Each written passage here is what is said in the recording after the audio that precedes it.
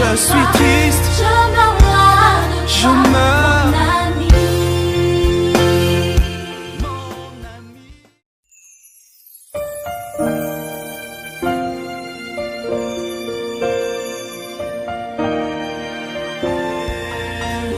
Mon âme a soif de toi, mon cœur a faim de toi, mon ami.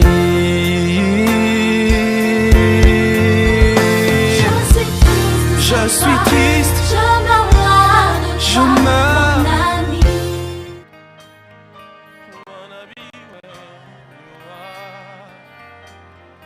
I wanna be where you are.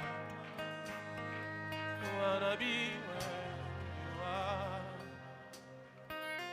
For your glory,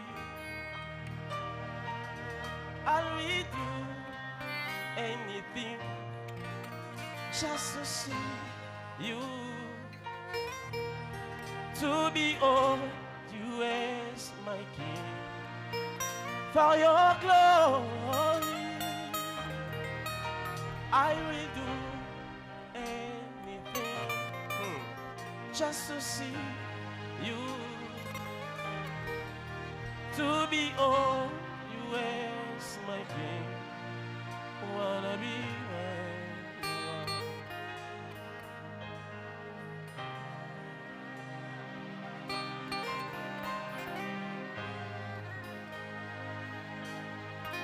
Wanna be where you are. Soki nazwi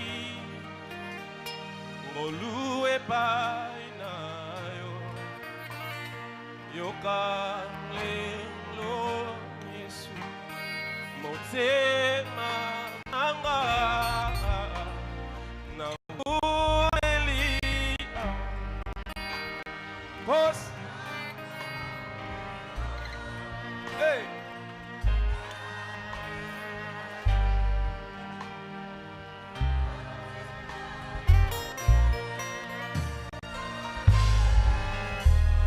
Jésus.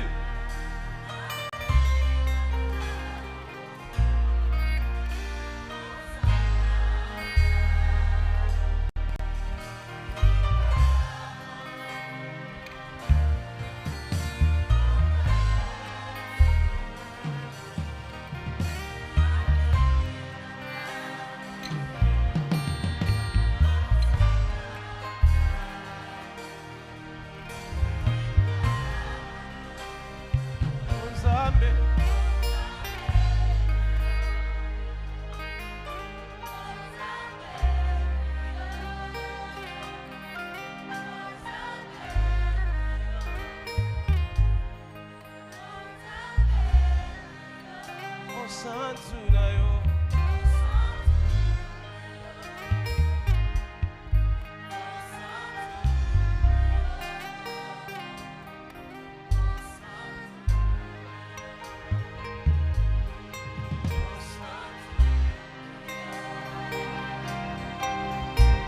Soki nazwi Yesu ngolue pai na yo yoka lelo Yesu motema nanga na umeli awa posa como na yo na la pinda na kotika yote yawe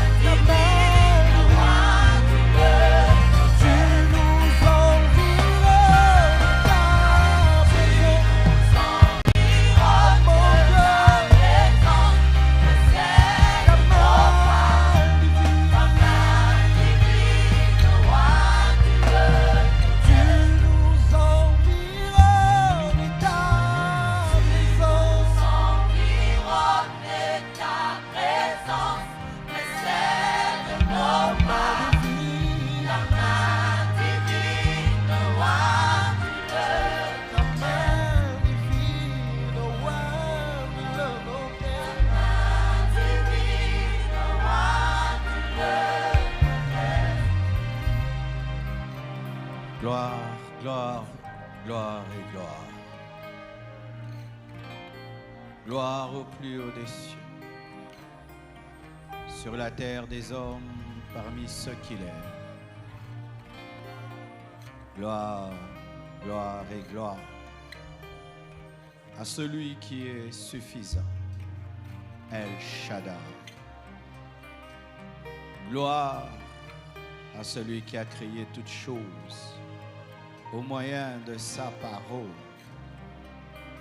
Gloire et gloire à celui qui vit éternellement. La mort n'a pas pu le contenir. Gloire, gloire et gloire à celui qui est assis sur un trône très élevé. Et le pan de sa robe remplit le temple. Gloire à celui qui ne mange jamais. Gloire à celui qui est toujours présent. Gloire à celui en qui il n'y a point d'ombre de variation, ni de changement. Gloire à celui qui amène à l'existence les choses qui n'existent point comme si elles existaient. Gloire à Jésus. Gloire à Jésus. Gloire à Jésus.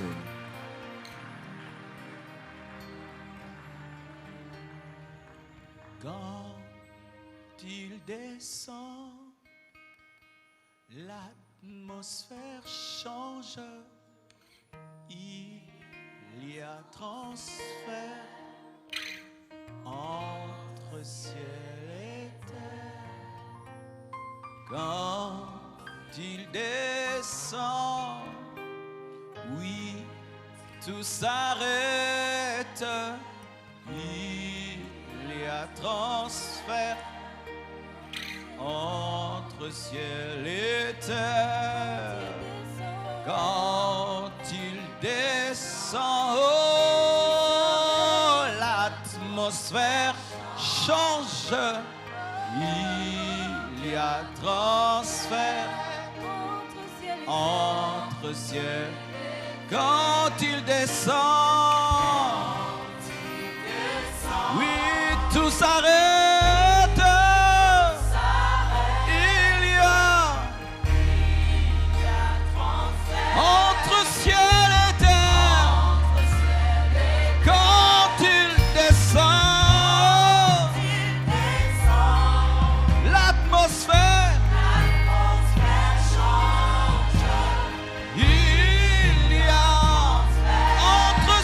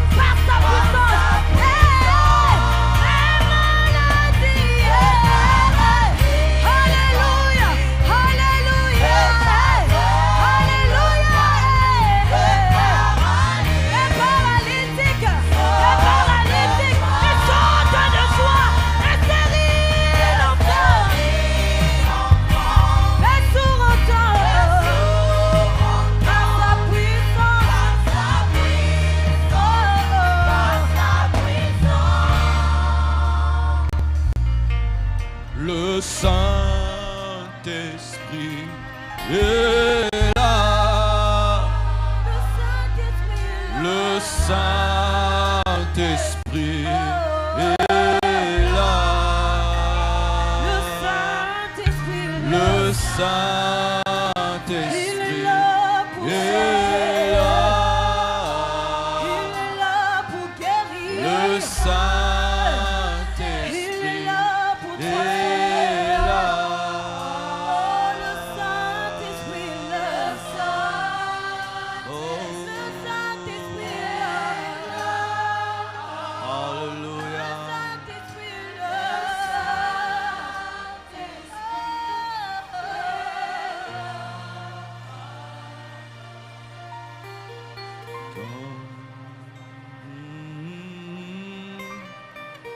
Il y a transfert. Il y a transfert entre le ciel et la terre. Transfert, transfert. Transfert, transfert. Transfert, transfert. Oh, transfert. Prends maladie. Prends ma maladie. Donne-moi ta santé. Donne-moi ta santé. Prends ma maladie.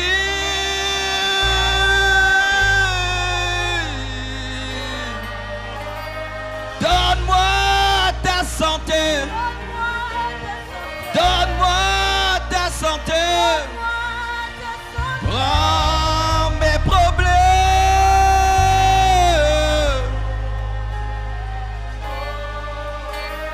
Donne-moi tes solutions. Donne-moi tes solutions. Prends mes faiblesses.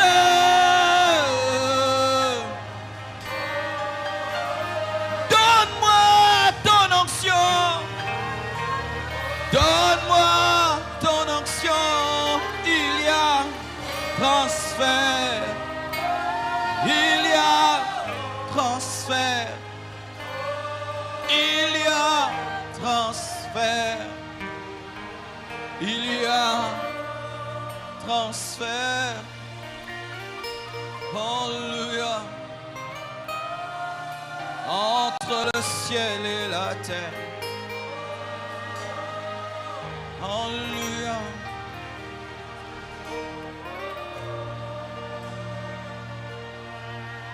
Jacob a vu une échelle qui reliait le ciel et la terre. Les anges montaient, descendaient. Mais moi, j'ai plus qu'une échelle.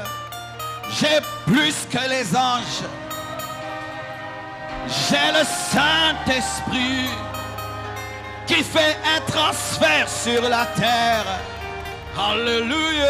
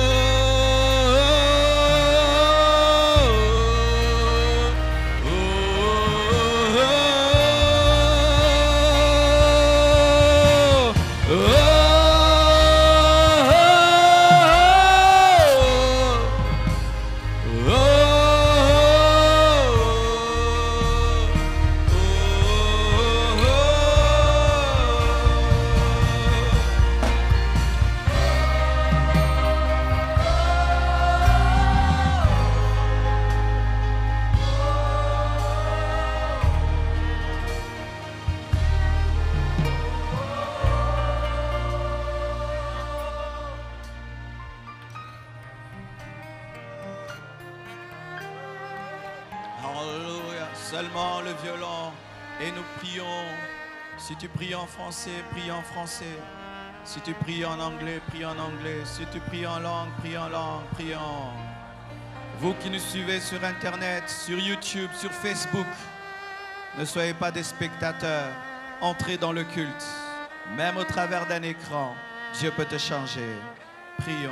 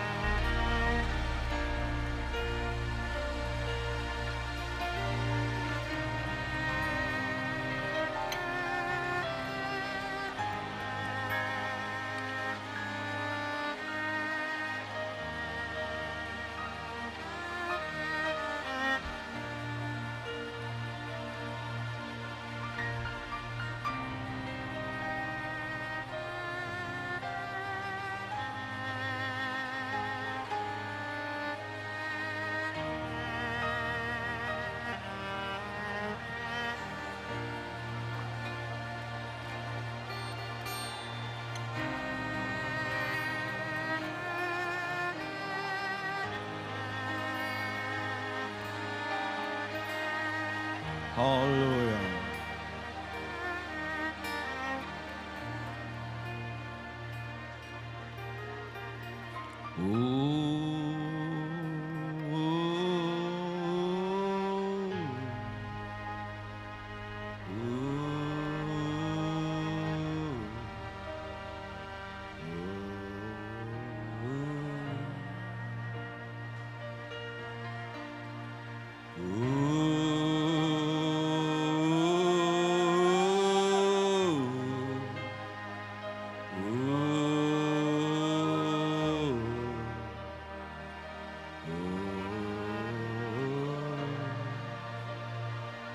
Praises.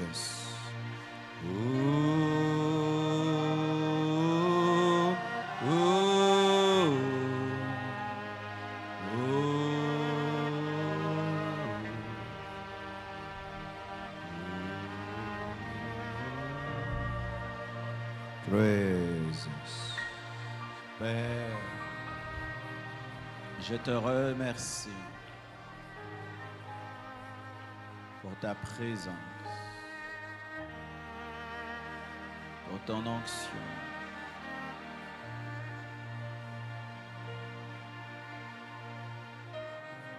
Touche tout homme, toute femme venu devant toi ce matin. Que nul ne rentre tel qu'il est venu.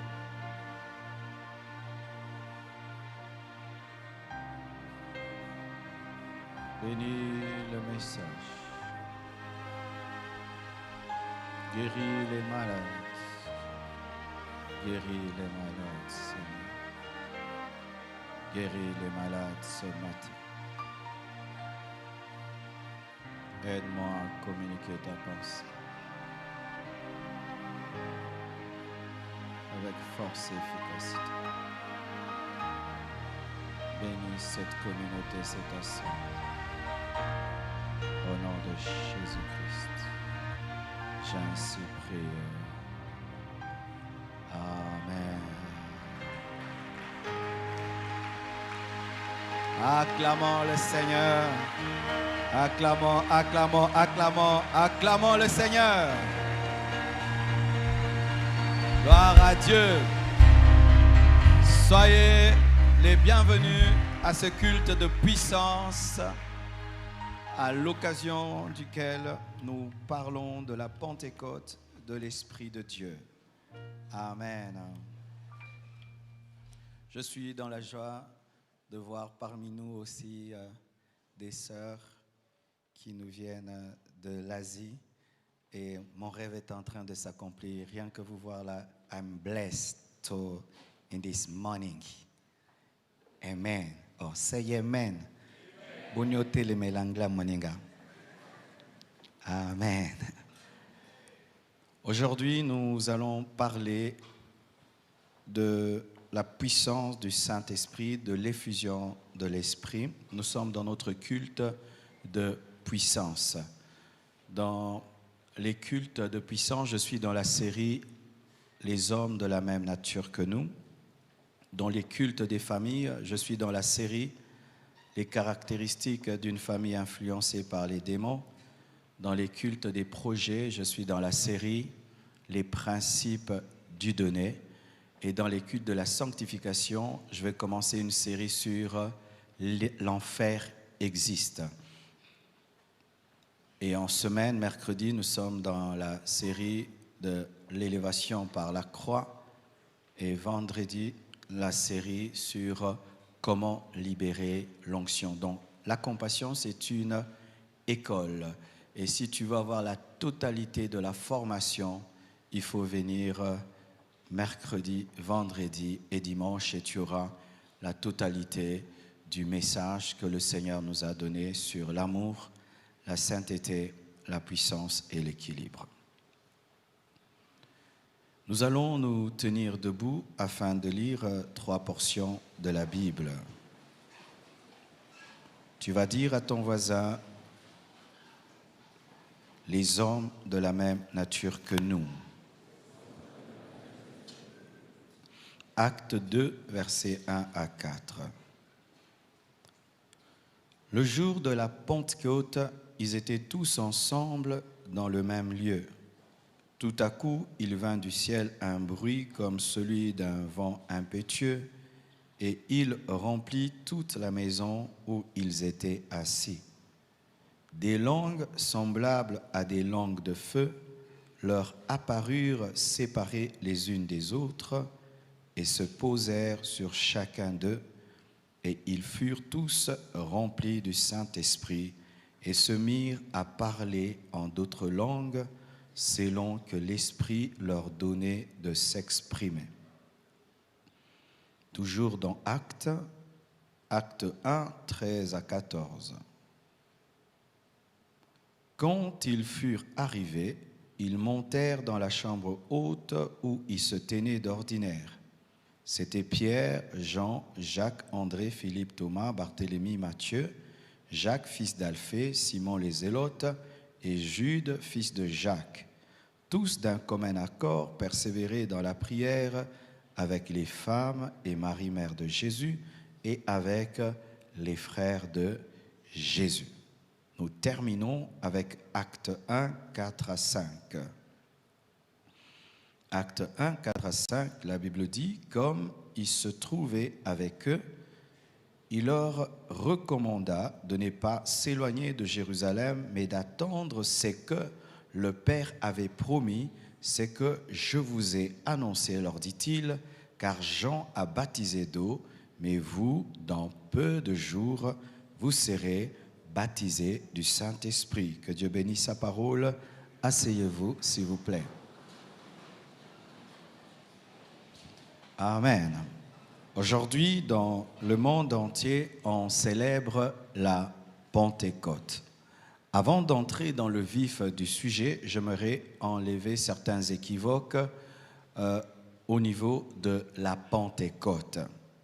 Sachez ceci, que la Pentecôte en soi n'est pas une fête de l'effusion du Saint-Esprit. Amen. Hein? Pentecôte, ce n'est pas la fête, premièrement, de l'effusion du Saint-Esprit. La Pentecôte est l'une des 7 grandes fêtes juives. Et les fêtes juives étaient soit des fêtes agricoles ou des fêtes commémoratives, comme la Pâque, qui commémorait leur sortie de l'Égypte. Et la fête de Pentecôte était une fête agricole. C'était la fête des agriculteurs qui célébraient la moisson. C'est la fête de la moisson. Lorsque les agriculteurs, après avoir planté, récolté, ils élevaient des gerbes pour glorifier Dieu de leur avoir accordé une récolte. Amen. Mais nous savons que dans la Bible, les choses ne sont pas seulement physiques, mais contiennent une dimension prophétique, une dimension spirituelle. Et la dimension première de la fête de Pentecôte n'est pas d'abord l'effusion de l'Esprit, mais c'est la célébration pour les âmes gagnées. Car la moisson dans la Bible, c'est lorsque nous gagnons les âmes et nous les présentons à Dieu qu'il y a Pentecôte, fête de la moisson, parce que les âmes sont gagnées et sont présentées à Dieu. Donc, une fête de moisson sans âmes gagnées n'est pas la fête de moisson. Une fête de Pentecôte sans des âmes ou sans la pensée de l'évangélisation, sans la pensée de la mission n'est pas la Pentecôte. C'est ça prophétiquement. Mais comment aujourd'hui la fête de la Pentecôte est devenue la fête de l'effusion de l'Esprit? Et je ne parle pas de la venue de l'Esprit, parce que le Saint-Esprit n'est pas venu le jour de la Pentecôte. Le Saint-Esprit a toujours été là, car le Saint-Esprit ne vient pas, il ne va pas, il est, car il est Dieu. Le Saint-Esprit n'est pas le vent, le Saint-Esprit n'est pas la colombe, le Saint-Esprit n'est pas l'huile, le Saint-Esprit n'est pas le feu, le Saint-Esprit n'est pas une puissance, le Saint-Esprit est une personne et une personne divine. Dieu n'a ni début ni commencement, Dieu ne va pas et il ne vient pas, Dieu est et le Saint-Esprit est. Alléluia. Car les gens disent que le Saint-Esprit est venu le jour de la Pentecôte. Voici ma réponse. Dans Genèse, la Bible nous dit Dieu créa. L'Esprit de Dieu se mouvait au-dessus de l'abîme et Dieu créa. Cet esprit-là, c'est l'Esprit qui est venu le jour de la Pentecôte. Donc il n'est pas venu, il s'est manifesté autrement. Amen. Tu peux venir à l'église, tu me trouves en jean et en basket parce que je suis en train de superviser les travaux de construction. Et puis après, tu me vois à l'église, je porte la veste et je prêche. Est-ce que je suis où j'étais? C'est toujours moi, mais là j'ai porté la veste pour prêcher. Et le Saint-Esprit a opéré dans la création. Il a opéré dans le ministère des apôtres. Il a opéré dans le ministère des prophètes. Il a opéré dans le ministère de Jésus. Mais pour enfanter l'église, il a porté la veste de l'enfantement. C'est alors qu'on dit qu'il est venu, mais il était déjà là. Sinon, comment Ésaïe a prophétisé, comment Ézéchiel a prophétisé, comment Moïse a prophétisé et comment même Jésus-Christ a été conduit dans le désert par l'Esprit? Qui a ressuscité Jésus-Christ d'entre les morts? C'est le Saint-Esprit. Donc il n'est pas venu, il était là, mais il est venu, mais il était.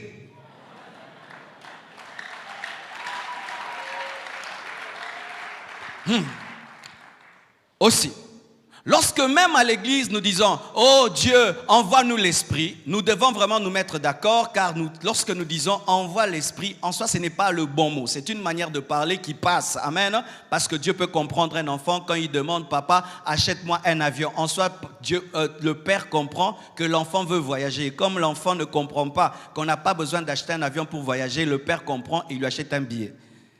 Pareil aussi, quand tu dis Saint-Esprit vient, il comprend que tu n'as pas compris qu'il est là, mais il se manifeste parce qu'en soi tu devais dire manifeste-toi. Alléluia.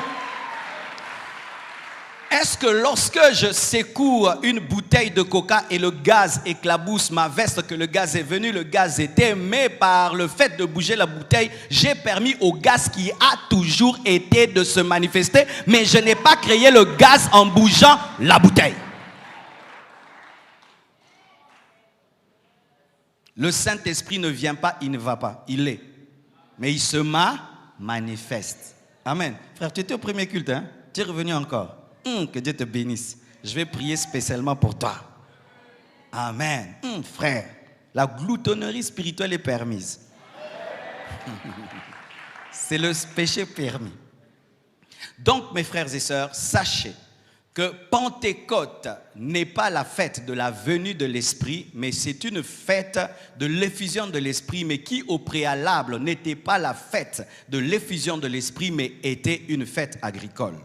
Mais pourquoi Dieu a permis qu'il y ait effusion de l'Esprit le jour de la Pentecôte. Et pourquoi aujourd'hui nous ne parlons plus d'une fête agricole, mais nous parlons plus d'une fête spirituelle? C'est parce que l'effusion de l'esprit est plus importante que la moisson physique. C'est pourquoi l'effusion de l'esprit a avalé la moisson. C'est comme tu nais le 30 juin, le jour de l'indépendance du Congo. Mes frères, on va oublier ton anniversaire, on va se concentrer sur l'indépendance du Congo, mais tu es né. Mais ce qui est arrivé ce jour est tellement important que ta date d'anniversaire est oubliée. C'est pourquoi nous ne parlons plus de moisson, de gerbes ou de plantes, mais nous parlons de ce qui est arrivé parce qu'il y a eu coïncidence entre la fête de Pentecôte, moisson et la venue de l'Esprit. Amen. Maintenant, pourquoi Dieu a fait cela? Sachez mes frères que Dieu ne fait rien au hasard et surtout pas manifester son esprit. À cette dimension-là, il y avait un but. Dieu avait 3 buts. Il a fait ce qu'on appelle une pierre 3 coups. La sagesse de Dieu. La première stratégie de Dieu, c'était quoi? Envoyer l'esprit pour que l'esprit engendre l'église. Deuxième stratégie, c'est que le même jour que l'église est enfantée, il faut qu'il y ait des âmes gagnées. Pierre prêche et il y a 5000 conversions. Mais la plus grande stratégie n'était pas la chambre haute. La plus grande stratégie, c'était les extrémités de la terre. Comment? Voici. Chaque fois qu'Israël péchait, Dieu permettait à une nation étrangère de prendre les Juifs et de les amener en dehors d'Israël. Lorsque Israël sort de l'Égypte, plutôt lorsque Israël va en Égypte, on appelle ça esclavage. Mais lorsque Israël sort de l'Égypte, se retrouve en Canaan, mais se retrouve après dans une nation étrangère, on appelle ça déportation. Israël se retrouvait en déportation en Syrie, chez les Babyloniens, dans beaucoup de nations dans le monde. Beaucoup de Juifs n'habitaient plus Israël parce que Titus était venu et il avait détruit tellement de choses, de sorte, mes frères et sœurs, que plusieurs Juifs se retrouvaient dans le monde entier. Excusez-moi, en ce temps-là, ce n'est pas encore Titus. Mais Israël se retrouvait en déportation. Alors, qu'est-ce qui se passait? Lorsqu'il y avait fête agricole, les Juifs, même s'ils se retrouvaient dans des nations païennes, revenaient en Israël pour célébrer avec leurs frères qui y sont restés la fête agricole. Mais comme les Juifs ont toujours un esprit de prosélytisme, c'est-à-dire ils ont toujours tendance à faire des disciples, à amener des nations à croire en leur Dieu. Ils ne se limitaient pas seulement eux à croire en leur Dieu, mais ils faisaient que des Romains, des Arabes, des Crètes, des Mèdes puissent croire en leur Dieu et ils devenaient leurs disciples dans la terre de déportation. Donc lorsque leur maître spirituel allait en Israël pour célébrer une fête juive, même les païens, même les Syriens, les Mèdes, les Arabes les accompagnaient. C'est alors que Dieu envoyait la bombe de l'effusion. Qu'est-ce qu'il a fait? Il s'est arrangé à envoyer l'Esprit le jour où le monde entier est en pèlerinage à Jérusalem pour que ces personnes soient touchées par la puissance du Saint-Esprit et par l'Évangile. Mais lorsqu'ils vont rentrer en Arabie, chez les Mèdes, chez les Perses, ils ne puissent pas seulement parler de la fête agricole, mais puissent dire il y a des hommes qui priaient et tout d'un coup ils ont commencé à parler notre langue. C'est alors que l'Évangile est arrivé jusqu'en Afrique. C'est comme si tu décides, lors d'un grand meeting politique, de répandre l'esprit pour que tous les présidents du monde qui sont là puissent savoir que Jésus-Christ existe. C'était une stratégie de Dieu. Mes frères et sœurs, chaque fois que Dieu te donne un rendez-vous pour toi, il a un rendez-vous pour les autres. Les apôtres pensaient qu'ils étaient dans la chambre haute pour eux, alors qu'ils étaient dans la chambre haute pour les extrémités de la terre, car il y avait des Arabes qui devaient entendre Jésus Seigneur dans leur langue. C'est pourquoi les disciples dans la chambre haute n'ont pas seulement parlé la langue des anges que nous parlons, mais ont aussi parlé des langues humaines qu'ils n'ont jamais étudiées. Ils ont parlé le grec, ils ont parlé l'arabe, ils ont parlé des langues qu'ils n'ont jamais étudiées, afin de démontrer aux nations que Dieu est le Dieu de toutes les langues.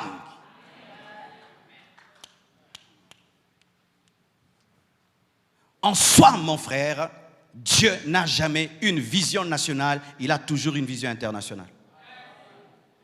Ceux qui étaient dans la chambre haute pensaient que les choses vont s'arrêter à Jérusalem, mais lorsqu'ils sont baptisés par le Saint-Esprit, qui viennent à leur porte toutes les nations. Et Pierre prêche et 5000 personnes se convertissent. Il n'avait pas de baffle, il n'avait pas de micro, il n'avait pas d'ampli. Comment il a fait pour que 5000 personnes l'entendent? C'était la puissance de l'Esprit qui a servi d'ampli. Je crois qu'au-delà de mes paroles, il y a l'ampli du Saint-Esprit. Il y a l'ampli du Saint-Esprit, il y a l'ampli du Saint-Esprit. Et 5000 personnes se sont converties. Des hommes de la même nature que nous ont prié, mes frères, et le lieu où ils étaient s'est rempli de vent, pas spirituellement, c'était physique. Un vent impétueux est arrivé. Le feu est descendu sur leur tête.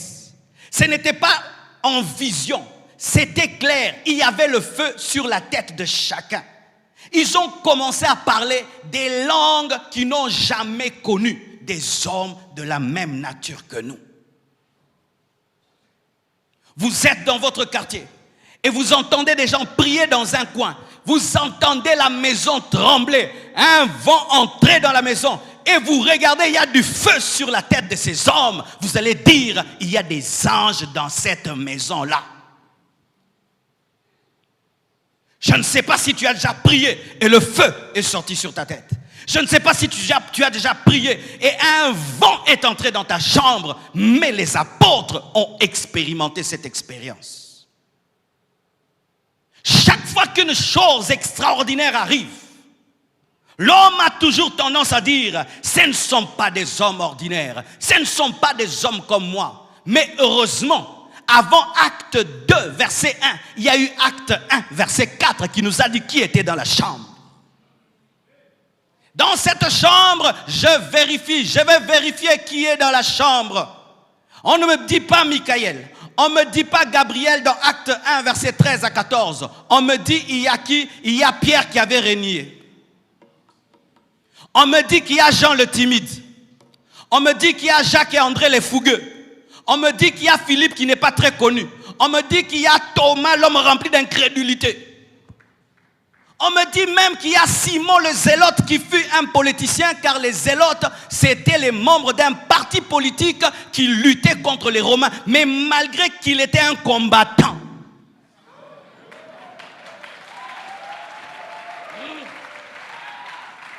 malgré qu'il était un combattant, le feu est tombé sur lui. Et on me dit aussi qu'il y avait des femmes, même les femmes ont déclenché le feu. Je crois que l'homme peut recevoir le feu et la femme peut recevoir le feu. Je crois que l'homme peut recevoir le feu et la femme peut recevoir le feu. Il y avait des femmes dans la chambre haute. Vous qui êtes opposés au ministère des femmes, qu'est-ce que ces femmes faisaient là? Qu'est-ce que les femmes faisaient là? Elles ont eu le même feu que Pierre, le même feu que Matthieu. Maman, tu as le même Saint-Esprit que moi.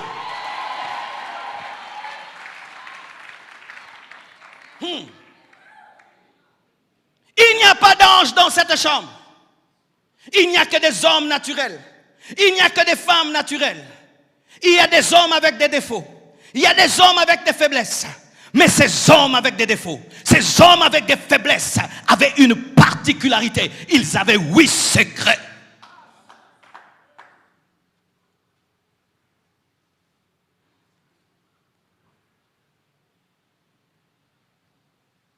Lorsque tu vois un homme prier et le feu tombe, ne sois pas complexé. Demande-lui son secret. Qu'est-ce que tu fais? Lorsque tu vois un homme prier et le vent souffle, ne sois pas complexé. Cherche son secret. C'est un homme de la même nature que toi. Il a eu un passé, il a régné Jésus, il a eu un passé, il était un zélote, il a eu un passé, il a eu des faiblesses, mais Dieu dans sa grâce lui a permis de comprendre des choses que tu ne comprends pas, et si tu comprends ces choses, tu auras les mêmes résultats, car Dieu ne fait exception de personne. Je dis Dieu ne fait exception de personne. Le message que je vous donne, Ce n'est pas pour avoir un bon culte. Parce que souvent dans les églises, quand c'est la Pentecôte, c'est quand les églises se souviennent que le Saint-Esprit existe. Dans cette église, nous nous souvenons du Saint-Esprit tous les jours. Amen. Vendredi, on avait déjà vendredi de Pentecôte, n'est-ce pas? Qui était là vendredi? C'était l'étude biblique, mais pentecôtiste. Mercredi, on avait déjà Pentecôte. Donc ce n'est pas aujourd'hui qu'on va faire des choses parce que c'est dimanche de Pentecôte. C'est ce qui m'étonne souvent. Il y a des églises froides. Tous les jours de janvier jusqu'en décembre ne parlent jamais de la puissance, ni des miracles, ni de guérison. Mais aujourd'hui, tous les pasteurs, oh le Saint-Esprit. Frère, si tu n'appelles pas chérie ta femme à la maison, tu l'appelles chérie dans une fête, ce n'est pas chérie. On ne se souvient pas du Saint-Esprit le jour de la Pentecôte. C'est comme si tu te souviens de ta femme le jour que tu l'as épousée. C'est le jour que tu lui donnes des cadeaux. Les jours de la fête de votre mariage, c'est le jour où tu te souviens de ta femme. Tous les jours, tu ne lui dis pas je t'aime. Mais les jours de votre anniversaire, chérie, je t'amène au restaurant. Le Saint-Esprit, on ne vit pas comme ça avec lui. C'est une personne dont tu dois prendre soin tous les jours et avoir tous les jours conscience de lui. C'est pourquoi je ne vais pas te donner des principes pour un culte. Je vais te donner des principes pour la vie. Je te dis des principes pour la vie. Comment ces hommes ont prié, de sorte que le feu est tombé, de sorte que le lieu où ils étaient était rempli de tempêtes. Et ces hommes ont commencé à faire des miracles, des prodiges. L'ombre de Pierre a commencé à guérir les malades. Alléluia. L'ombre de Pierre a commencé à chasser les démons. Le Pierre qui était peureux, qui fuyait devant une femme, son ombre a commencé à chasser les démons. Alléluia. Il a commencé à dire, je n'ai ni or ni argent, mais ce que j'ai, je te le donne. Au nom de Jésus-Christ, lève-toi et marche. Qu'est-ce que cet homme a fait pour changer comme ça?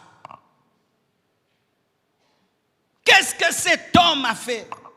Qu'est-ce qui lui est arrivé pour vivre un tel changement? La première chose, leur secret, c'était l'obéissance. Jésus-Christ leur a dit dans Acte 1, verset 4, de ne pas aller en dehors de Jérusalem, mais de rester à Jérusalem jusqu'à ce que la promesse du Père s'accomplira. Ils n'ont pas attendu le Saint-Esprit en Samarie, mais ils ont attendu à Jérusalem. Es-tu à Jérusalem? Toi qui veux le revêtement de puissance. Es-tu à Jérusalem? Toi qui veux le feu du Saint-Esprit. Qu'est-ce que Jérusalem? C'est l'obéissance. Es-tu dans la volonté parfaite de Dieu? Oui, le Saint-Esprit est partout, mais son effusion n'a lieu que dans une chambre à Jérusalem, pas dans une chambre à Samarie. Si tu n'es pas à Jérusalem, même si tu jeûnes et tu pries, l'Esprit ne viendra pas si tu n'es pas dans l'obéissance. Les gens recherchent l'intimité avec le Saint-Esprit, recherchent la puissance du Saint-Esprit, mais dans la désobéissance totale.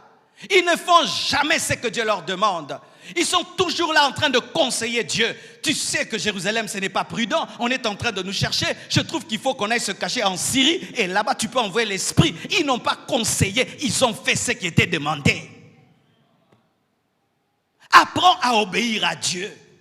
Apprends à faire la volonté de Dieu. Même si tu ne la comprends pas. Si Dieu t'a parlé, il a raison. N'ajoute rien et ne retranche rien. L'obéissance. Le deuxième secret, c'était l'unité et la communion fraternelle. La Bible dit, tous d'un commun accord, tous ensemble. Mes frères et sœurs, aujourd'hui les chrétiens se plaisent à se diviser. Il n'y a pas de puissance dans la division. Il n'y a pas de puissance dans la rivalité. Il n'y a pas de puissance dans la compétition. Il n'y a pas de puissance dans la jalousie. Il n'y a pas de puissance dans la rancune. Il n'y a pas de puissance dans la haine. Il n'y a pas de puissance sans amour. Lorsqu'il priait et que Pierre tenait les mains de Matthieu, ce n'était pas seulement des mains qui se tenaient, les cœurs se tenaient. Lorsqu'ils priaient, ils avaient un seul cœur, une seule vision, l'esprit. Lorsqu'une église perd l'unité, l'onction va partir. Lorsqu'un département perd l'unité, l'onction va partir. Lorsque vous parlez derrière le dos de vos présidents des départements, il n'y aura pas de puissance dans vos départements. La puissance de Dieu tombe sur l'unité. Lorsque Élie a voulu que le feu de Dieu tombe, il a pris 12 pierres qui symbolisent les 12 tribus d'Israël. Il n'a pas pris 10 pierres ni 11, 12 pierres, toutes les tribus pour que le feu tombe. Un serviteur de Dieu qui vit dans la division verra son onction diminuer. Tu peux avoir une haute onction, mais sache, lorsque seulement tu commences à opérer dans la division, dans la haine, dans l'envie, dans la rancune, ton onction diminuera. Regardez, Joseph est élevé, mais avant d'être élevé, il est vendu par ses frères. Lorsqu'il devient premier ministre, ses frères viennent et il a l'occasion de les tuer, mais il ne les tue pas. Pourquoi? Il avait compris qu'il était oint, pas pour se venger, mais pour bâtir et pour unir. Et il a reçu l'onction jusqu'à sa mort. Pourquoi? Il n'a pas utilisé l'onction dans la division, mais pour unir. Toi, ton onction divise. Ton onction amène la rébellion. Ton onction sépare les gens. Ton onction ne grandira pas. Là où il y a la puissance et le feu, il y a un esprit d'unité et d'amour. Aujourd'hui, les gens peuvent prier ensemble, mais ils se critiquent. Ils prient ensemble, ils médisent les uns sur les autres, ils calomnient. C'est pourquoi dans nos églises, il n'y a pas de puissance. Parce que les gens qui s'appellent bien-aimés, ce ne sont que des paroles. Même celui qui prie pour toi, tu parles du mal de lui. Je t'impose les mains, mais tu me critiques. Je prie pour toi, tu me critiques. Tu penses que l'onction de Dieu te touchera. Des fidèles qui critiquent même leur propre pasteur.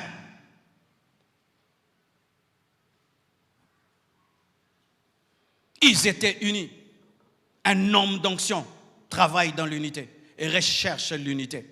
La puissance de Dieu descend pour le corps. Je peux avoir une main qui peut transporter 100 kilos. Si seulement elle se coupe du corps, elle ne va rien transporter. Tu peux avoir un grand ministère, un grand talent. Tu peux avoir beaucoup de choses de Dieu. Si tu te coupes des autres, tu ne pourras plus rien. Dieu ne oint pas un membre, il oint un corps qui a des membres.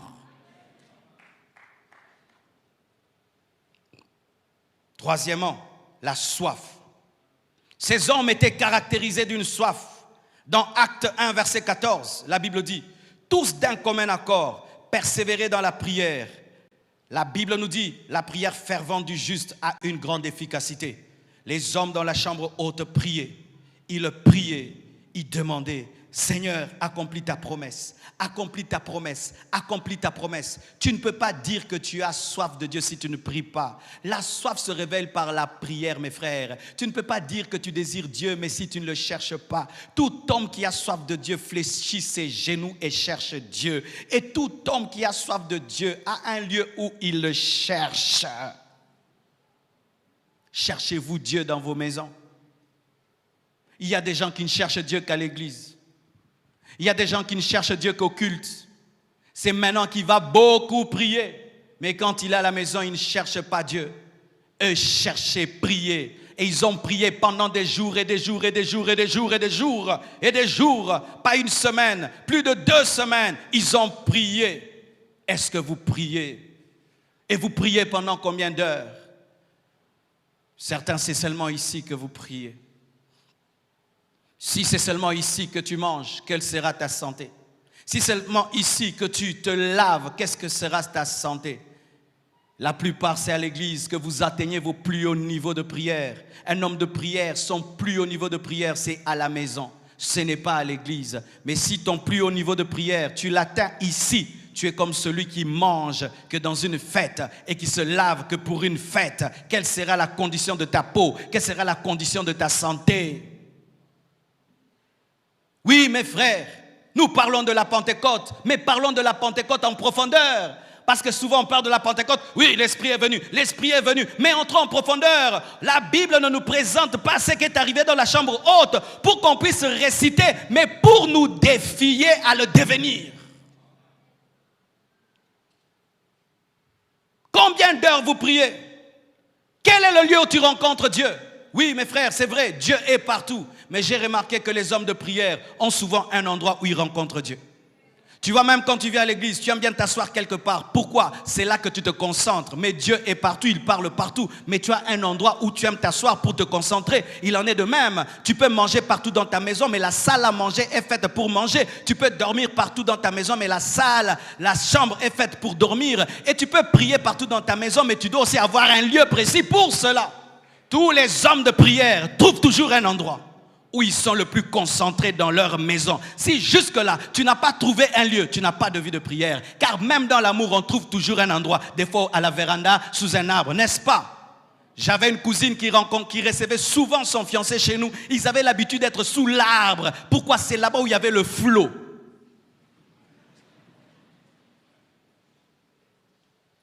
Un homme de prière, tu finiras par remarquer qu'il prie souvent quelque part.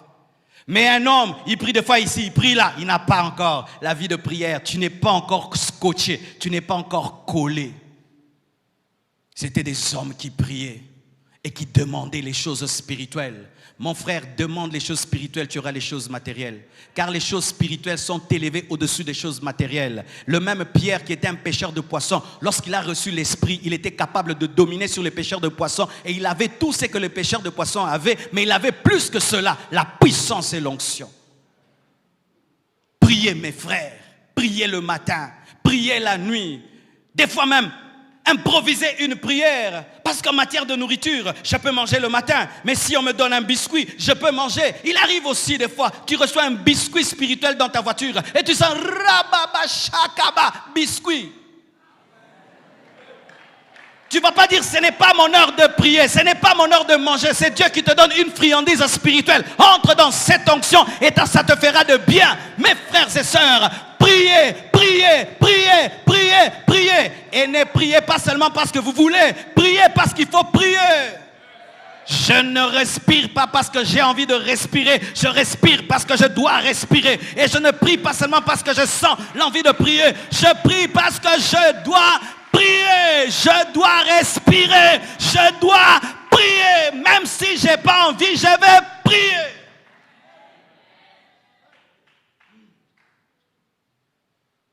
Même si je n'ai pas envie, je vais prier. Même si j'ai sommeil, je vais prier. Même si je suis fatigué, je vais prier. Même si je n'arrive pas à sortir de mon lit, même sur le lit, randa, baba, baba, baba, alléluia. Même s'il y a la distraction autour de moi, je vais prier. Même si tout autour de moi m'empêche de prier, je vais prier. Si je suis fatigué d'être à genoux, je me tiens debout. Je suis fatigué d'être debout, je m'assieds. Si je suis fatigué de m'asseoir, je m'agenouille encore. Si je suis fatigué de tout, je prie en dormant. Mais je vais prier. Je vais prier, que je sente le feu ou pas. Je prie, que Dieu me parle ou pas. Je prie, que je sente que le plafond est bloqué. Je prie. Alléluia. L'Esprit me dit de parler aux gens qui vivent des sensations. C'est bien de vivre des sensations dans la prière, mais les sensations des fois sont les pièges. Car la foi n'est pas dans les émotions et les sensations. La foi est dans l'esprit. Je n'ai pas besoin de sentir que le ciel est ouvert pour que Dieu m'exauce. Je crois que c'est mon Père. Lorsque Oracle me parle, il n'a pas besoin d'émotion. Oracle, viens, on va causer. Papa, je ne sens pas que tu es là. Oracle, viens, on va parler. Je ne sens pas l'envie de te parler. Est-ce que mon fils peut me dire ça? Oracle, viens. Même s'il a mal à la tête, même si c'est pas bien, papa m'a appelé. Et même si j'ai des maux de tête, papa m'a appelé. Bien-aimés frères et sœurs, Moïse fait un jeûne de 40 jours. Il détruit les lois. Et Dieu le dit, remonte encore. Il était maigre, mais il est remonté. Le premier jeûne, il était gros. Le deuxième, il était mince, mais il est monté. Oui, il n'a pas dit à Dieu, attends que je récupère, que je grossisse encore. Il a dit, Père, tu m'appelles, je reviens encore. C'est toi qui as créé mon ventre et toi, tu peux en prendre soin. Car lorsque je suis dans la présence du Créateur de la santé, il prend soin de ma santé.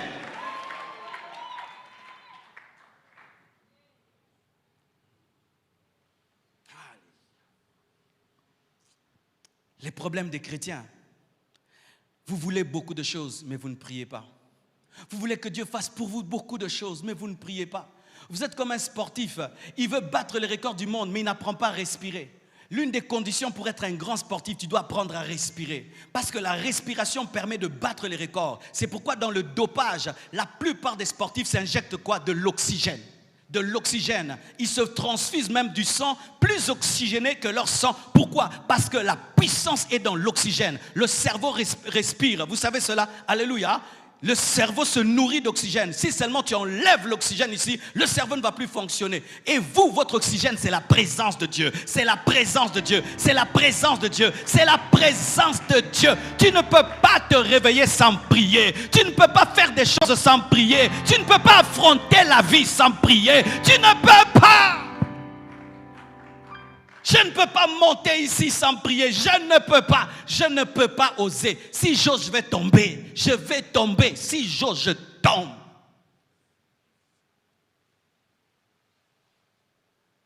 Seigneur, je te remercie pour cette nuit. Amen.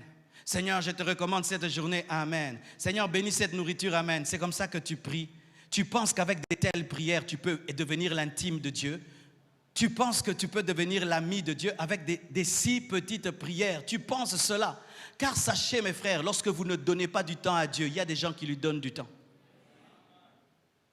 Lorsque Saoul, tu joues avec la royauté, il y a un jeune garçon qui se prépare dans le secret à te remplacer.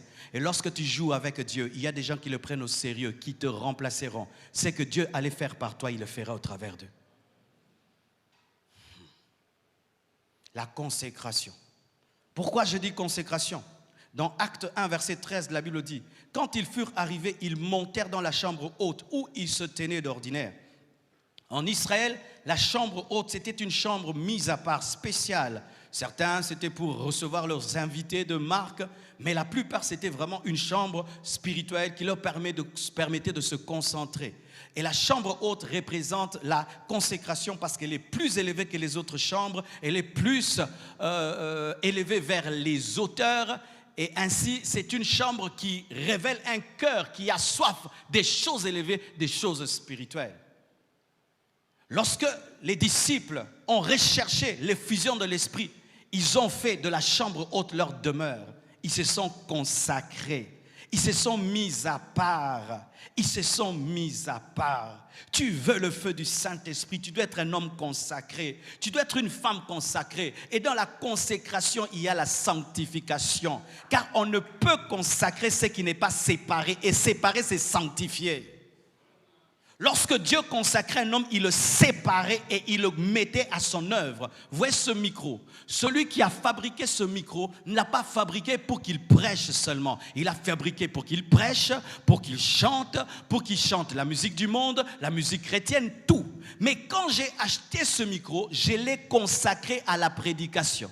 Ce qui fait que si je prends ce micro, je le donne à quelqu'un, il chante la musique du monde, j'ai péché. J'ai péché même si le micro n'est pas un homme. Alors si je pêche parce que j'ai donné un micro qui n'est pas un membre de mon corps au monde, j'ai péché. Et alors si je donne ma main au monde? Vous n'avez pas compris. Si je prends ce micro qui n'est pas mon corps, qui n'est pas moi, qui est là consacré à la prédication, je prends ce micro, je le donne à un musicien du monde et il chante avec, Dieu va me dire que j'ai péché parce que ce micro c'est pour son œuvre. Mais si je prends cette main qui doit imposer les mains aux gens pour qu'ils soient guéris, je touche avec une femme de manière impure, j'ai péché, mes mains sont à Dieu. Ces mains ne toucheront jamais une femme de manière impure, jamais. Je saluerai les femmes, je leur encouragerai, je leur imposerai les mains, mais jamais cette main ne peut toucher une femme de manière impure. Des gens qui imposent les mains, mais qui touchent aussi mal les femmes. Comment Dieu va t'utiliser? Des gens qui prêchent, mais ils mentent aussi. Ta bouche prêche et tu mens. Ta bouche prêche la vérité, mais tu es aussi dans le mensonge. Comment tu es consacré? Tes pieds qui doivent aller à l'église vont aussi dans la maison du féticheur, vont dans les boîtes, vont dans des choses bizarres. Tes pieds. Tu peux prendre ton vêtement là, tu donnes à quelqu'un, il va se prostituer avec et puis il te ramène. Non, cette veste c'est pour prêcher.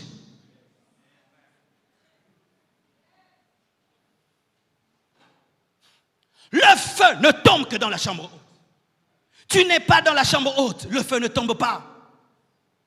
Quelle est votre vie de consécration, mes frères? Je ne crois pas en cette consécration du dimanche. Je ne crois pas en cette vie chrétienne où nous oublions Dieu pendant toute la semaine. Et on se souvient de lui le jour du culte, on se souvient de lui le dimanche. Ce n'est pas la parole.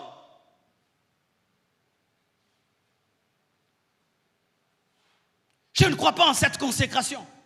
où on donne à Dieu une partie de nos vies. Et le reste, nous gardons pour nous. Une partie de nos vies. Et le reste est au diable. Si on te présentait une pomme à moitié pourrie, vas-tu la manger?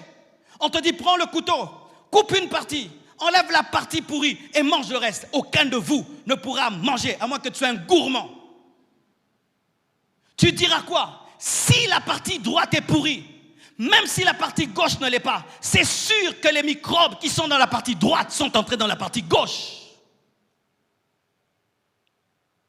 Et c'est sûr, lorsqu'une personne ne se donne pas totalement à Dieu et donne à Dieu une partie d'elle, même la partie donnée est pourrie.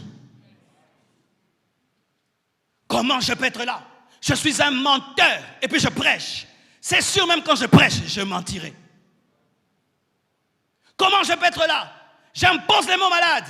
Et aussi ma main, touche-moi les femmes. C'est sûr, même quand je les toucherai pour les guérir, je les toucherai mal. C'est quand on voit des gens mal toucher même les femmes quand ils imposent les mains à ces femmes. Dieu te veut totalement à lui. Totalement à lui. Dieu est jaloux, mes frères. Dieu est jaloux. Dieu, il s'appelle Yahweh Kaba. Kaba qui veut dire jaloux, le Dieu jaloux. Nous aimons Jéhovah Jireh, le Dieu qui pourvoit. Jéhovah Shikenu, l'éternel ma justice. Mais aussi Dieu jaloux. Le Dieu en qui tu crois est très jaloux. Jaloux à un niveau jaloux.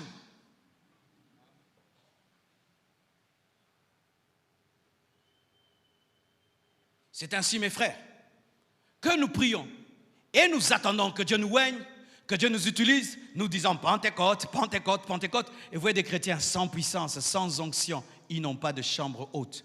Aujourd'hui, ce n'est pas que nous avons besoin des chambres et tout, car certains sont tellement pauvres qu'ils n'ont même pas de maison. Mais la chambre haute, c'est une vie consacrée. Car il y a des gens qui ont des chambres hautes, mais qui n'ont pas de vie consacrée. La vraie chambre n'est pas la chambre, c'est l'offrande de ta vie.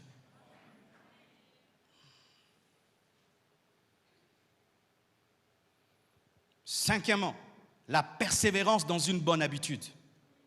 La Bible dit, dans Actes 1,13, quand ils furent arrivés, ils montèrent dans la chambre haute où ils se tenaient d'ordinaire. Donc c'était une habitude. Mes frères et sœurs, il était démontré que le succès est la sommation des bonnes habitudes.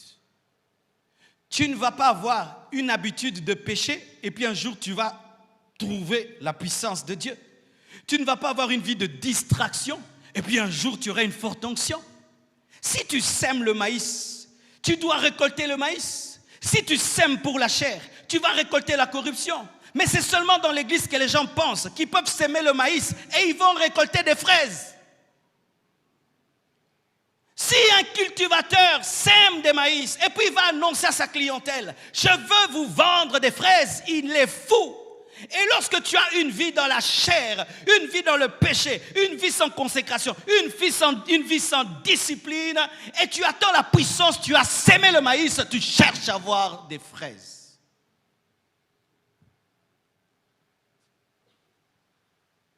Mes frères et sœurs, où tu veux, où tu ne veux pas. Mais sachez qu'on n'a pas la puissance de Dieu en priant lundi et puis on oublie de prier mardi. En priant mercredi, on oublie de prier jeudi. En priant beaucoup pendant le jeûne qu'on fait au début de l'année Alpha 40. Il y a des gens, c'est seulement pendant Alpha 40 qui prient. Alpha 40 qui prient. Mes frères, ils avaient l'habitude d'être à cet endroit-là. La puissance vient dans la vie des habitués de la chambre haute. Les habitués de la prière, les habitués du jeûne, les habitués de la sainteté. La sanctification, c'est sa vie. La consécration, c'est sa vie. La prière, c'est sa vie. Il a une vie de sainteté en permanence. Il cherche Dieu tout le temps. C'est alors. Où étais-tu samedi?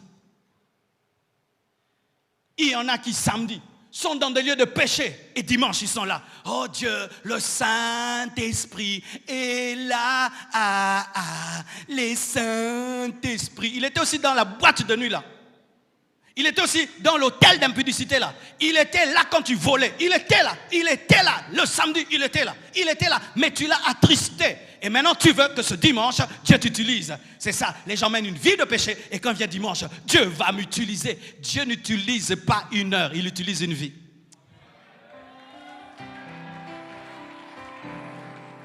Dieu, quand il va agir dans ta vie, il ne regarde pas une heure que tu passes à l'église. Il regarde ce que tu as fait dimanche, ce que tu as fait vendredi, samedi, la vie, ta vie. Il regarde ta vie.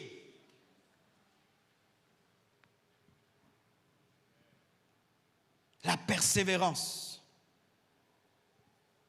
J'aimerais encourager toutes les personnes qui ont des bonnes habitudes. Il a été démontré ceci, que les bonnes habitudes s'acquièrent difficilement. Mais les mauvaises, très très facilement.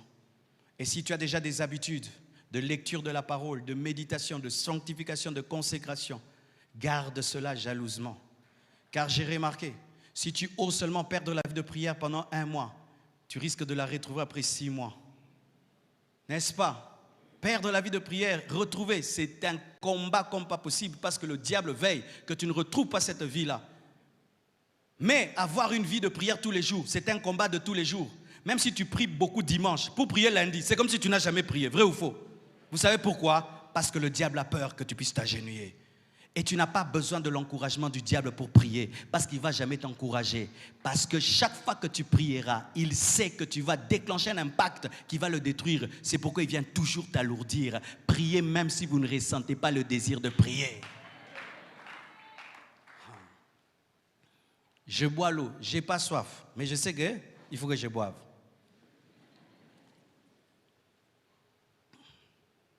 Ça me fait du bien, même si je n'ai pas eu soif. Comme c'est l'eau, et je suis fait d'eau, ça aide. Et tu es fait de Dieu.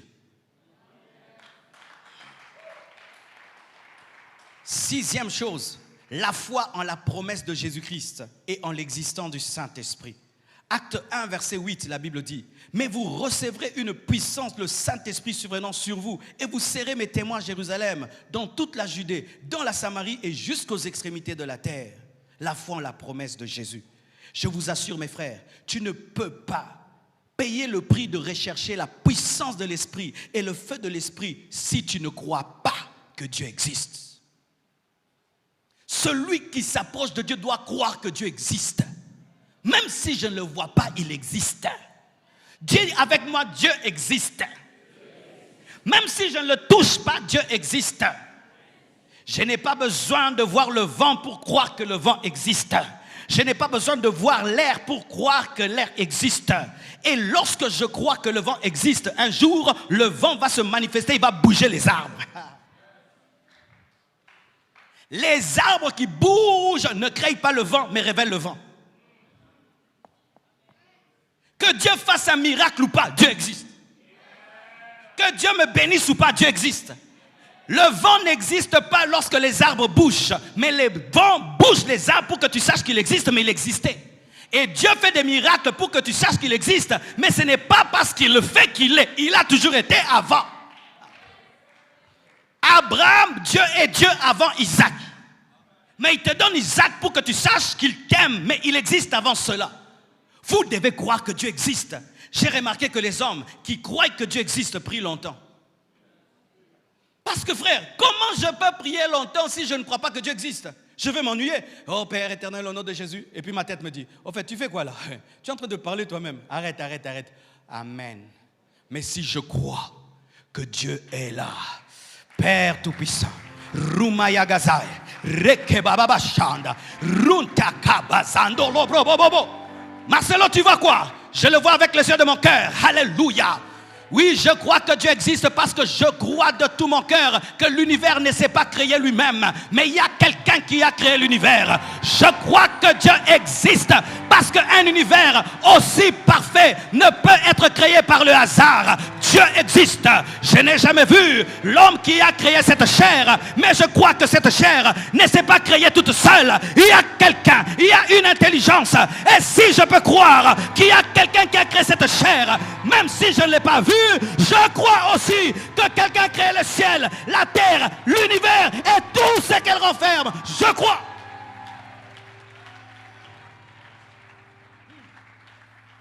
Je crois que la nature ne m'a pas créé, c'est Dieu qui m'a créé. Mais il a placé l'intelligence dans la nature. Les chromosomes étaient créés par Dieu. L'ADN créé par Dieu. L'atome créé par Dieu. Il paraît que quand tu entres dans l'atome, tu trouves l'univers comme l'univers que nous avons, mais en petit. Waouh!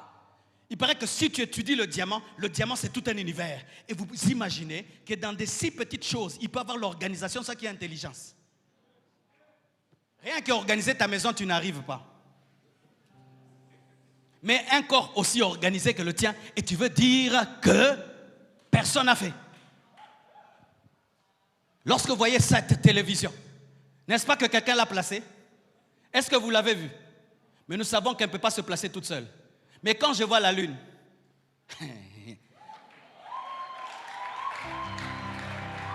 je ne vois pas qui l'a placée, mais je sais que la lune ne peut pas se placer. Lorsque tu vois cette télévision, n'est-ce pas que tu crois que quelqu'un l'a placée? Est-ce que tu l'as vu? Quand je vois le soleil, je sais aussi que quelqu'un l'a placé, parce que le soleil ne peut pas se placer toute seule. Lorsque tu vois ces lampes, n'est-ce pas que quelqu'un les a placées? Oui, je crois aussi que les étoiles, quelqu'un les a placées. Dieu existe, Dieu existe, Dieu existe, Dieu existe, Dieu existe, Dieu existe. J'avais un ami qui, dans le coin de sa chambre, avait une chaise et il la mettait là. Et il disait à Dieu, Dieu, assis-toi un peu, on va causer. Le pasteur Guy, vous connaissez? Pasteur Guy Roger de la Résurrection. Il mettait là. Et puis il disait, Dieu, mais je ne te comprends pas. Et des fois, il priait comme ça. Père, vraiment, je ne te comprends plus vraiment. Ah, vraiment, pas comme ça, hein, Seigneur. Et alors les gens qui étaient de l'autre côté, qui le voyaient prier, disaient, oh, tu causes avec qui? Oh, avec papa. Où? Sur la chaise vide. Non, toi tu vois personne, il y a quelqu'un. Hein? Dieu vraiment, ah non, hein? Ah non, hein? Non. Une telle personne peut prier 4 heures du temps. Parce que quand tu causes avec un ami, tu peux causer 5 heures du temps, n'est-ce pas? Parce que l'existence te donne la conversation. Mais quand tu commences à douter que Dieu existe, tu vas prier, oh Dieu, alléluia, alléluia, alléluia, Seigneur, Seigneur, Seigneur, amen, amen, amen.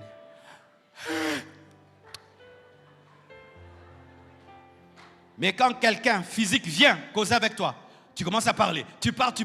Pourquoi? Parce que tu as plus conscience des humains que de Dieu qui a créé les humains. Côtoyer les hommes t'amène à être humain, côtoyer Dieu t'amène à être divin. Et je ne peux côtoyer les hommes sans avoir côtoyé le Dieu des hommes, sinon les hommes vont m'influencer.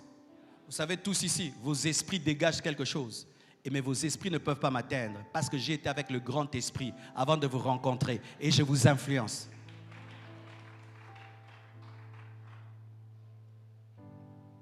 Mes frères et sœurs, c'était des hommes ordinaires mais avec des grands secrets. Une autre chose, ils avaient la conscience de leur incapacité sans le Saint-Esprit. Pourquoi je dis cela? Dans Acte 2, verset 4, on dit « Ils furent tous remplis du Saint-Esprit ». Lorsque souvent nous parlons « remplis du Saint-Esprit », nous regardons la plénitude. Mais on ne remplit que ce qui est vide. Ils étaient vides, c'est pourquoi ils étaient remplis. Ils ont été vidés pour être remplis. Regardez cette bouteille, elle est à demi pleine. Alors si je dois la remplir, je ne mettrai pas beaucoup d'eau parce qu'elle est déjà, elle a en partie de l'eau. Mais si elle est vide, j'y mettrai beaucoup. Tu veux que Dieu mette beaucoup? N'aie rien. Sois vidé de ton orgueil. Sois vidé de ta personnalité. Et Dieu te remplira de lui-même. Dieu a attendu qu'Abraham soit vieux pour lui donner Isaac, afin qu'il ne dise pas, c'est ma force, c'est ma capacité, mais qu'il dise, c'est l'Éternel qui a rendu féconde ma femme. Laissez-vous vider par Dieu. Laissez-vous creuser par Dieu et vous recevrez beaucoup.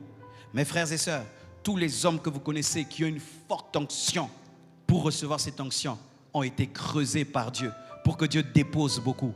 Car lorsque c'est plein, Dieu n'a rien à donner. Il n'a rien à faire. C'est pourquoi certains vous recevez une onction que pendant le culte et après il n'y a plus rien. Vous étiez tellement remplis que Dieu vous a donné des miettes. Mais quand tu viens comme un vase vide, tu n'es rien du tout. Tu verras ce que Dieu fera. Même les hommes de Dieu que vous connaissez, qui ont bougé cette nation, ont été des vases vides. Je connais certains Mes frères, ils entraient dans la chambre, s'enfermaient pendant 21 jours avec une bouteille, un bidon de 5 litres d'eau.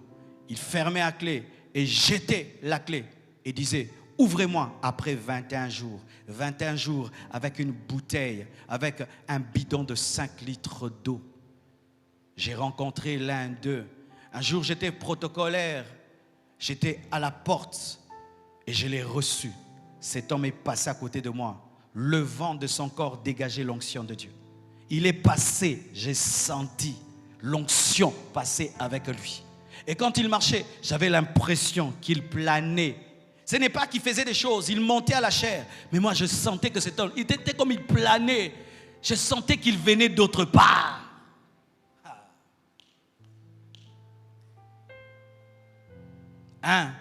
Il avait tellement jeûné à un niveau, mes frères et sœurs, qu'il fallait qu'on le nourrisse avec des vitamines.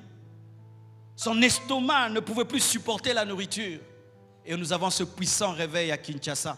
Il y a des hommes qui ont payé le prix pour qu'aujourd'hui nous ayons des grandes églises comme celle-ci, mes frères. J'allais dans leur culte, je m'asseyais là et j'écoutais. Cet homme, le jour que je l'écoutais, lorsqu'il parlait, mes frères, c'était comme s'il y avait un vent qui accompagnait ses paroles. Et on était là captivés. Tu ne comprends pas ce qu'il dit. Des fois même, on ne comprenait pas tout. Il annonçait des choses. On était des enfants, 14 ans, 15 ans. Et cela est arrivé. Tous les hommes qui ont expérimenté une grande plénitude ont expérimenté un grand vide. Un grand vide. Où tu regardes ton appel, tu regardes ta destinée et tu dis, je suis incapable. Tu regardes ton futur et tu te regardes, tu dis, je ne peux rien. C'est alors qu'il va te changer en pierre. Lorsque Pierre pensait qu'il pouvait, Dieu n'a rien donné. Lorsqu'il a compris qu'il ne pouvait rien, Dieu a tout donné. Terminons. 8e, l'abandon au Saint-Esprit. Tous les 7 premiers principes que j'ai donnés, c'est avant que Dieu ne donne. Mais le 8e principe, c'est quand Dieu a donné. L'abandon au Saint-Esprit. La Bible dit, dans Acte 2, verset 4, « Et ils furent tous remplis du Saint-Esprit et se mirent à parler en d'autres langues selon que l'Esprit leur donnait de s'exprimer. » Voici. Tu peux prier et Dieu te donne, mais tu ne sais pas gérer ce qu'il t'a donné parce que tu n'exprimes pas ce que Dieu te donne. Beaucoup de gens ne parlent pas en langue parce qu'ils croient que c'est l'Esprit qui parle en langue. Le Saint-Esprit ne parle pas en langue. Le Saint-Esprit ne prophétise pas. Le Saint-Esprit te donne la prophétie et toi tu donnes la prophétie.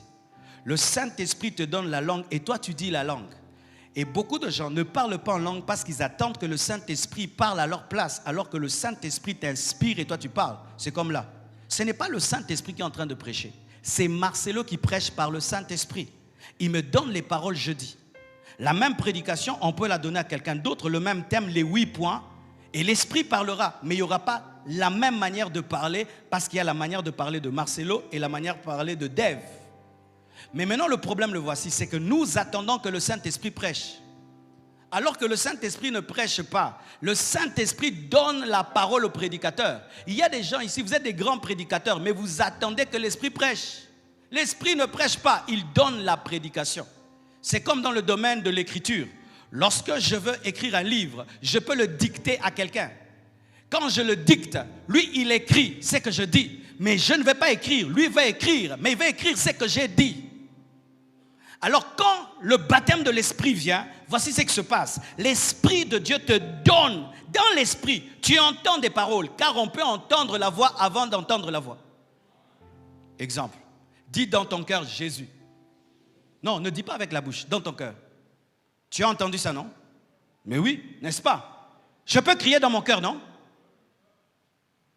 Quand tu cries dans ton cœur, est-ce que c'est sorti? Mais tu entends, non? Quand tu parles en langue, tu entends les langues dedans. Maintenant, dis-les dehors. C'est pareil aussi avec la prophétie. La prophétie, tu vois, quand tu cries Jésus dedans, tu entends, non? Pareil aussi, la prophétie commence à l'intérieur et puis finit dehors. Mais pour qu'elle finisse dehors, tes langues, ta bouche doit collaborer. C'est pourquoi on appelle ça le don vocal.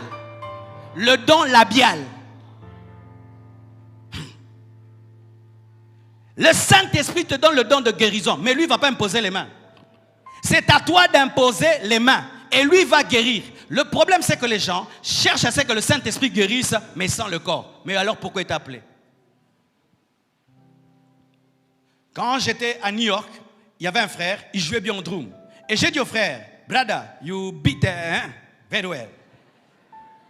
Et puis, pris d'humilité, il me dit, no, it's not me. Et le pasteur Donny, qui était à côté de moi, qui est un musicien, il dit, oh, brother, it's you, it's not the Holy Spirit. Holy Spirit gave you anointing and you beat. Donna, qui joue au piano? C'est Donna ou le Saint-Esprit?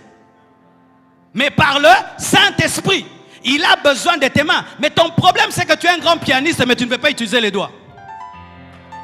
Tu es un grand prédicateur, tu n'aimes pas utiliser la bouche. Tu as un don de guérison, tu n'aimes pas imposer les mains. Tu es un homme qui doit écrire des livres, mais tu n'aimes pas toucher un bic. Dieu ne donne pas les chaises, il donne les arbres.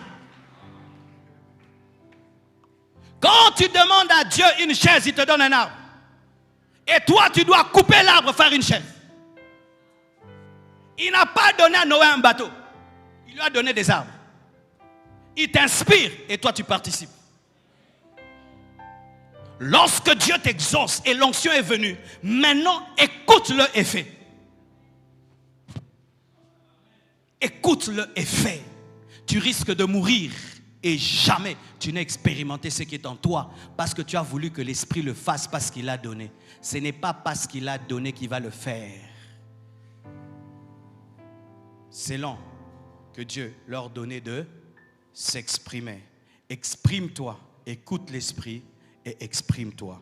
Que Dieu vous bénisse abondamment.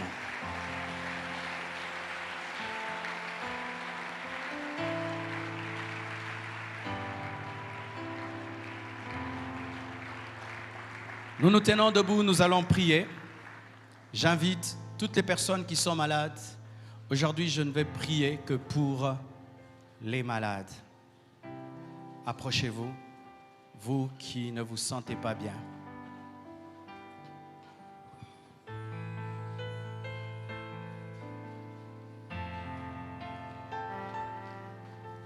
Il y a transfert entre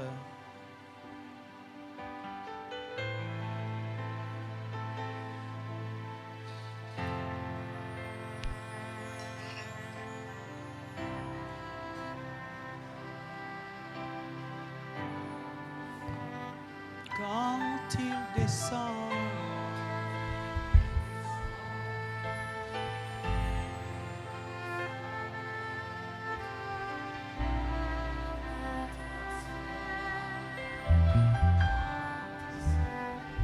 Quand il descend.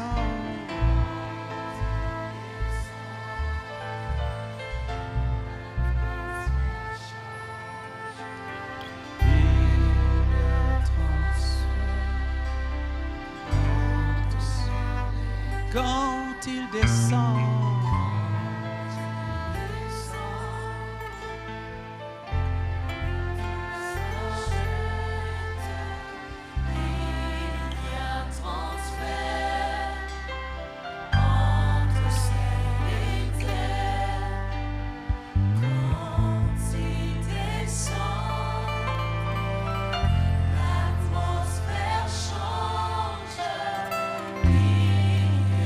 Transfert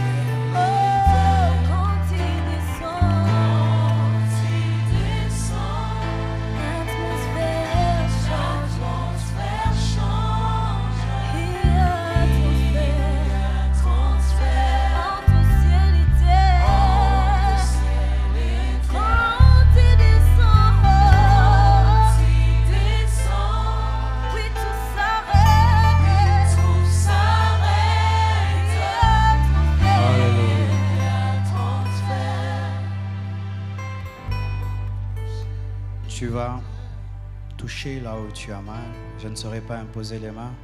Vous êtes trop nombreux. Tu vas toucher là où tu as mal.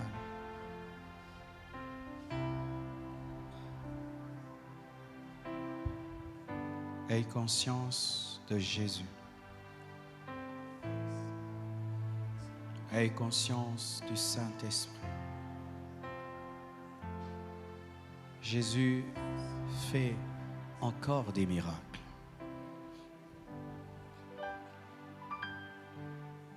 J'aimerais vous donner ce témoignage que j'ai reçu provenant d'un bien-aimé qui est à l'étranger. Il m'a appelé sur WhatsApp et on avait prié ensemble lors de la naissance de sa fille.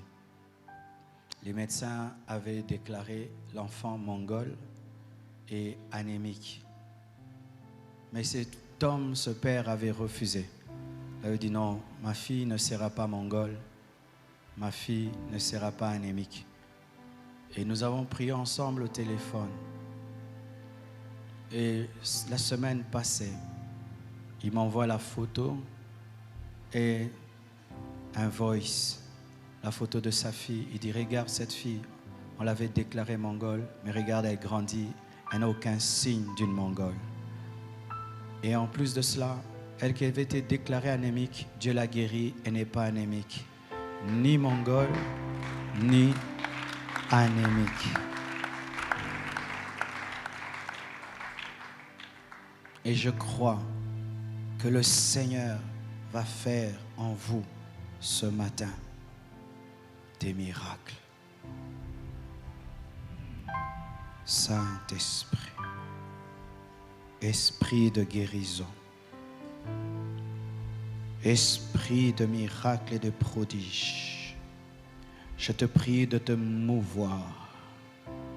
Je les amène, Seigneur, dans la salle d'hôpital céleste. Je les amène à l'hôpital de la croix. Je les amène à l'hôpital des meurtrissures de Jésus. Je les amène auprès du médecin Jésus. Je les amène au-devant de toi, Seigneur. Tu connais chaque maladie. Tu connais chaque source de maladie. Je te demande de les guérir. Je demande que tu opères des miracles et des prodiges. Je demande que tu enlèves cette maladie qui fait souffrir ma soeur, qui fait souffrir mon frère. Au nom de Jésus-Christ. Quelle que soit l'origine de ta maladie, je commande à ta maladie de te quitter. Maintenant, maintenant, maintenant. Et j'ordonne à tout esprit de maladie caché derrière cette maladie de quitter maintenant. Quitter, quitter, quitter, quitter, quitter, quitter, quitter, quitter, quitter au nom de Jésus-Christ de Nazareth. Je prie que tu guérisses les os.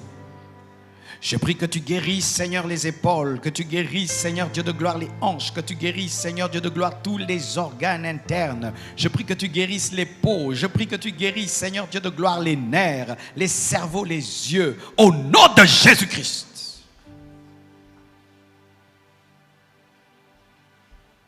Quand il descend, oui, tout s'arrête.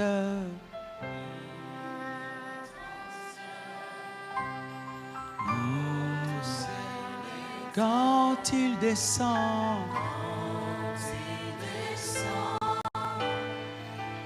l'atmosphère change, il y a transfert entre ciel et terre.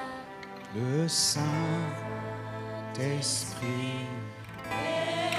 sois dans sa présence. Laisse-le te guérir. Laisse-le s'occuper de toi. Laisse-le s'occuper de toi ce matin. Le Saint-Esprit.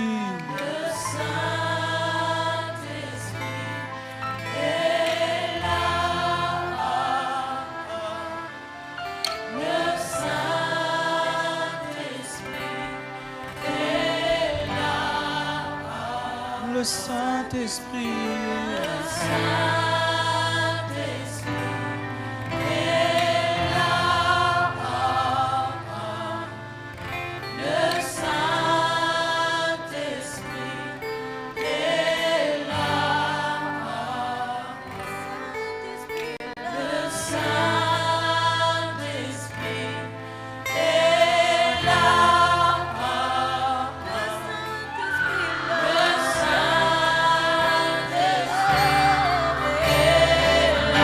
Les maladies. Yes. Yes. Saute de joie. Les stériles. Les stériles enfantent. Yes.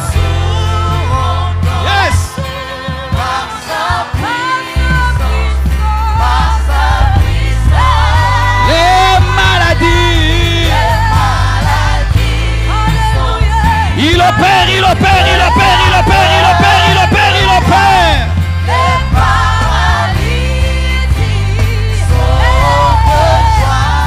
Soyez guéris, soyez guéris, soyez guéris, soyez guéris, soyez guéris.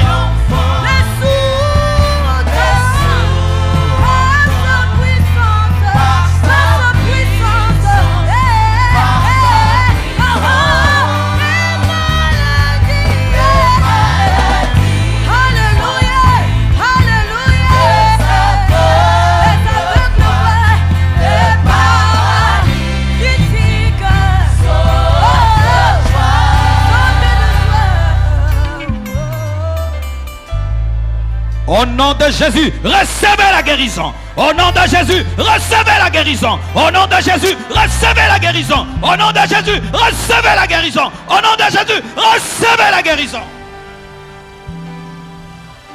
Je commande à tous les démons qui te dérangent. Je les commande de quitter ta santé, ton corps, tes finances. Au nom de Jésus. Tu as perdu assez d'argent comme ça. Tu as perdu assez d'argent. Tu as perdu assez d'argent.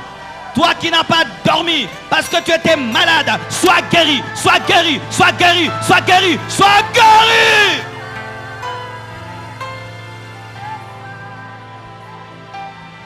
Père, que des miracles et des prodiges s'opèrent au milieu de ton peuple.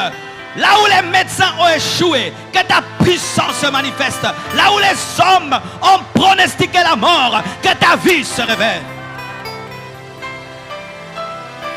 Je te déclare guéri. Je te déclare guéri. Je te déclare guéri. Je te déclare guéri. Je te déclare guéri. Rendons grâce à Dieu. Remercie le Seigneur pour ta guérison. Les maladies.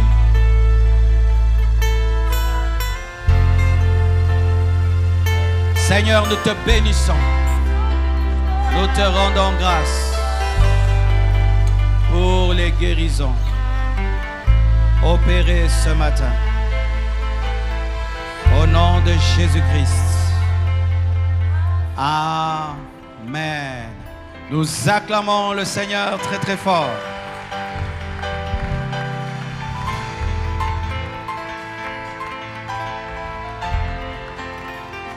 Gloire à Dieu. Je crois que Dieu a guéri des malades ce matin. Je crois que Dieu a guéri des malades ce matin. Car il est le même hier, aujourd'hui et demain. Alors, on ne sait pas prendre les témoignages. Il y a le troisième culte. Alors, vous allez faire ceci. Tous ceux qui ont expérimenté la guérison divine, tu étais venu malade et Dieu t'a guéri. Avant de rentrer à la maison, tu vas passer au niveau du secrétariat et tu vas voir les secrétaires et tu vas donner ton témoignage. Nous allons le lire dans les cultes prochains. Tu peux donner ton nom ou tu peux donner un témoignage anonyme, il n'y a pas de problème. Mais c'est important.